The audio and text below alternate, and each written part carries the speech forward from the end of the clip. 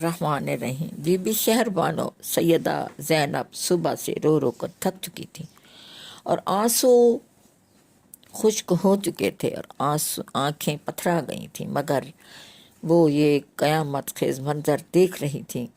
नज़रें उठाई तो सैयद मज़लूम का सर नेज़े पर था। दोनों की चीखें निकल गईं, बेहोश होकर गिर पड़ी। होश आई तो फिर देखा तो दोष मुस्तफ़ा सल्लल्लाहु अलैहि वसल्लम के सवार की लाश पर घोड़े दौड़ रहे थे।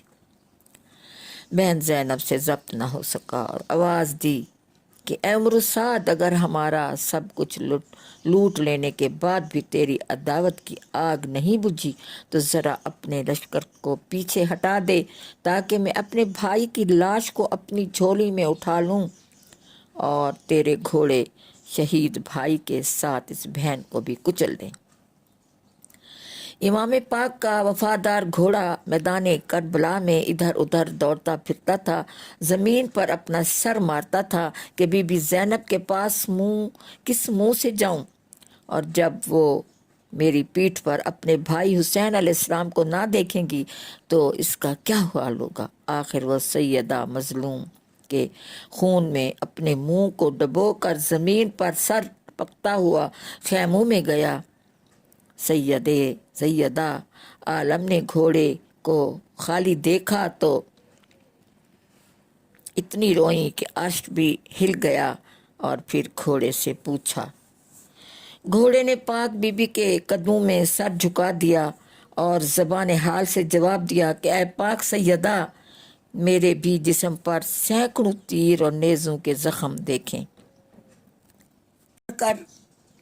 क़यामत क्या होगी कि इससे ज़्यादा हशर क्या बर्पा होगा कि जब यजीदी लश्कर अहले बैत के खैमों को आग लगा रहा था और लुटे हुए काफिले का साजो सामान लूट रहा था और नामूसे रिसालत के सरों पर से चादरें तक छीन रहा था।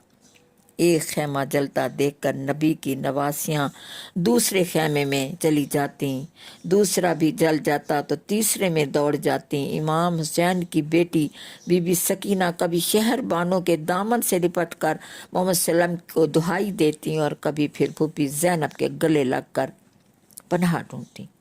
मुस्लिम बिन अकील की बच्ची कभी खैमों की दरिया ऊपर लेकर अपने जिस्म को छुपाती और कभी किसी जली हुई नात के टुकड़े से अपने सर को ढांपती। फिजा जो हज़रत इमाम हुसैन अलैहिस्सलाम की कनीज़ थी, इसने अपनी ग़ुलामी का हक अदा इस तरह किया कि अपनी चादर फाड़ कर आधी बीबी शहरबानों के सर पर दे दी और आधी सैयदा ज़ैनब के ऊपर ओढ़ दी। हज़रत बीबी ज़ैनब ने फरमाया, फिज़ा, अपने पर्दे का भी ख्याल रखो। तो आज की या सैयदा, मैं तो लौंडी हूँ।